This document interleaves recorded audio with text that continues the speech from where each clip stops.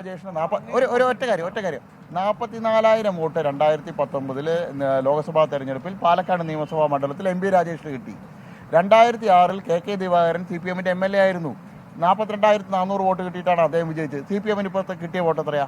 37,000. നിങ്ങൾ CPM വലിയ മുന്നേറ്റം നടത്തി വരും. CPM-ന്റെ 7,000 വോട്ട് എവിടെ പോയി? അത് ചർച്ച ചെയ്യുന്നില്ല. ഷാഫി പറമ്പിലിന് 2016 കിട്ടിയ വോട്ടാണ് 58,000.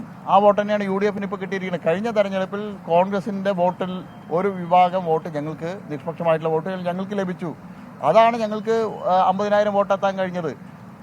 ശ്രീധരൻ സാറെ പോലെയുള്ള ഒരു ലോകം മുഴുവൻ ആരാധിക്കുന്ന ഒരാൾ മത്സരിക്കുന്ന സമയത്ത് സ്വാഭാവികമായിട്ട് വ്യക്തിപരമായിട്ട് വോട്ടുകൾ ധാരാളം അദ്ദേഹത്തിന് ലഭിച്ചിട്ടുണ്ട്. അത് ഞങ്ങൾക്ക് പൂർണ്ണമായിട്ടുള്ള ബോധ്യമുണ്ട്. ഞങ്ങളുടെ അടിസ്ഥാന വോട്ട് 40,000 വോട്ടാണ്.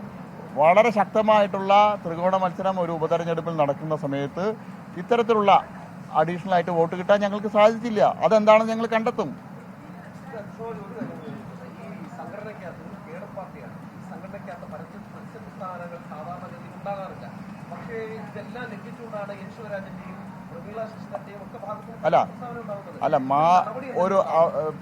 ശ്രീമതി പ്രമീള ശശിധരൻ അവരൊരു വലിയൊരു രാഷ്ട്രീയക്കാരിയല്ല. ഇന്നലെ മാധ്യമങ്ങൾ മുഴുവൻ അവരോട് പോയി പറയാണ് 18 കൗൺസിലർമാർക്കെതിരെ നടപടിക്ക് ശുപാർശ ചെയ്തിരിക്കുന്നു. പെട്ടെന്ന് അവരുടെ ആ ഒരു വികാരപരമായിട്ട് ആ സമയത്ത് അവർ പ്രതികരിച്ചാണ്. അവർക്ക് കൃത്യമായിട്ട് അതിനുശേഷം ബോധ്യപ്പെട്ടിട്ടുണ്ട് അത്തരത്തിൽ പാർട്ടി അങ്ങനെ ഒരു കാര്യം കൗൺസിലർമാരെ സംബന്ധിച്ചോ അല്ലെങ്കിൽ മറ്റുള്ള ഭാരവാഹികളെ സംബന്ധിച്ചോ ഒരു പരാതിയും ഒരെവിടെയും സമർപ്പിച്ചിട്ടില്ല എന്ന് അവർക്കറിയാം. കാലത്ത് മുനിസിപ്പൽ ഓഫീസിൽ പോയ അവരോട് എല്ലാ മാധ്യമ പ്രതിനിധികളും പോയി ചോദിക്കുന്നത് 18 ആൾക്കെതിരെ കൗൺസിലർമാർക്കെതിരായിട്ട് കേന്ദ്ര നേതൃത്വത്തിന് പരാതി കൊടുത്തിന് എന്താണ് നിങ്ങളുടെ പ്രതികരണം ചോദിച്ചാൽ സ്വാഭാവികമായിട്ടും ഒരു സാധാരണ ഒരു വീട്ടമ്മയായിരുന്ന നഗരസഭാ കൗൺസിലർ മാത്രമായിരുന്ന തികഞ്ഞ രാഷ്ട്രീയക്കാരിയല്ലാത്ത അവർ പ്രതികരിക്കും. അവർ വികാരം കൊണ്ട് പ്രതികരിച്ചു പോയി.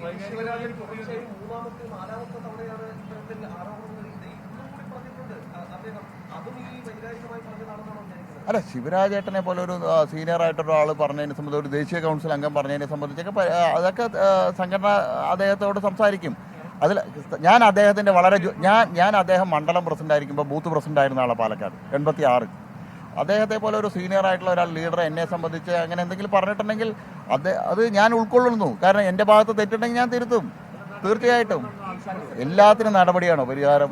സംഘടനയ്ക്കുള്ള അഭിപ്രായ വ്യത്യാസം, എന്തെങ്കിലും വ്യക്തിപരമായിട്ടുള്ള അഭിപ്രായ വ്യത്യാസങ്ങൾ ഉണ്ടെങ്കിൽ ആ അഭിപ്രായങ്ങൾ അവരെ ഇരുത്തി സംസാരിച്ച് പരിഹരിക്കുക എന്നുള്ള ഞങ്ങളുടെ പാർട്ടിയുടെ രീതി. ഞാനല്ലല്ലോ തീരുമാനിക്കേണ്ടത്. ഞാൻ എൻ്റെ നിങ്ങൾക്ക് ശിവരാജേട്ടനെതിരെ നടപടി എടുപ്പിക്കണം എന്നാണ് നിങ്ങളുടെ ആഗ്രഹം. അത് പറഞ്ഞാൽ പോരെ. അത് പറയൂ. ഞാൻ വ്യക്തിപരമായിട്ട് ഒരാൾക്കെതിരായിട്ട് നടപടി ആഗ്രഹിക്കുന്ന ആളല്ല. എൻ്റെ പാർട്ടിയിലെ എല്ലാ ആളുകളെയും ഒന്നിച്ചു കൊണ്ടുപോകണമെന്ന് ആഗ്രഹിക്കുന്ന ആളാണ് ഞാൻ. സംസ്ഥാന ജനറൽ സെക്രട്ടറി നിങ്ങൾ പറഞ്ഞ അതേ പോസ്റ്റിലിരുന്ന് ഞാൻ പറയുന്നു, എൻ്റെ പാർട്ടിയിലെ ഏറ്റവും സാധാരണ പ്രവർത്തകരെ മുതൽ ഏറ്റവും സീനിയർ ആയിട്ടുള്ള ആളുകൾ വരെ എല്ലാവരും പാർട്ടിയോട് ചേർത്ത് പിടിക്കണമെന്ന് ആഗ്രഹിക്കുന്ന ആളാണ്. 100%. ആരാ പരാതി കൊടുത്തിട്ട് നിങ്ങൾ പറയുള്ളൂ? 18 ആൾക്കെതിരെ പരാതി കൊടുത്തു. ആ കൊടുത്ത പരാതിയുടെ ഒരു ചെറിയൊരു പീസ് കാണിച്ചതാ.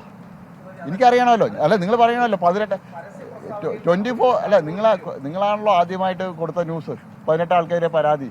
കെ സുരേന്ദ്രൻ സംസ്ഥാന പ്രസിഡന്റ് രാജിവെക്കാൻ പോകുന്നു പറഞ്ഞു. അദ്ദേഹം പോലും അറിയാത്ത രാജി നിങ്ങളല്ലേ പടച്ചു വിട്ടത്? അത് ഞാനല്ല തീരുമാനിക്കേണ്ടതല്ലോ.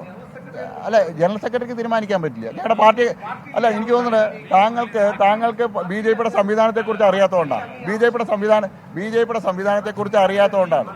4 ജനറൽ സെക്രട്ടറിമാരുണ്ട് പാർട്ടിയിൽ. അറിയോ? ഞാൻ എൻ്റെ പാർട്ടിയിൽ ഉന്നയിക്കണോ വേണ്ടേ എന്നുള്ളത് ഞാൻ തീരുമാനിക്കാം. എനിക്ക് ആ വ്യക്തിപരമായിട്ടുള്ള എൻ്റെ വ്യക്തിപരമായിട്ടുള്ള ഇതല്ലല്ലോ. ഒരു തെരഞ്ഞെടുപ്പിൽ ഒരു സ്ഥാനാർത്ഥിയോ പാർട്ടി നിശ്ചയിക്കുന്നു, ഞാൻ മത്സരിക്കുന്നു. ഞാൻ പാർട്ടിയെ ഏൽപ്പിച്ച ദൗത്യം കൃത്യമായിട്ട് നിർവഹിച്ചിട്ടുണ്ടെന്ന് ഞാൻ പ്രതീക്ഷിക്കുന്നു. അതിൽ കുറവുണ്ടെങ്കിൽ പാർട്ടി പറഞ്ഞാൽ ഞാൻ അത് അനുസരിക്കും. അതിൽ കുറവുണ്ടെങ്കിൽ നികത്തും.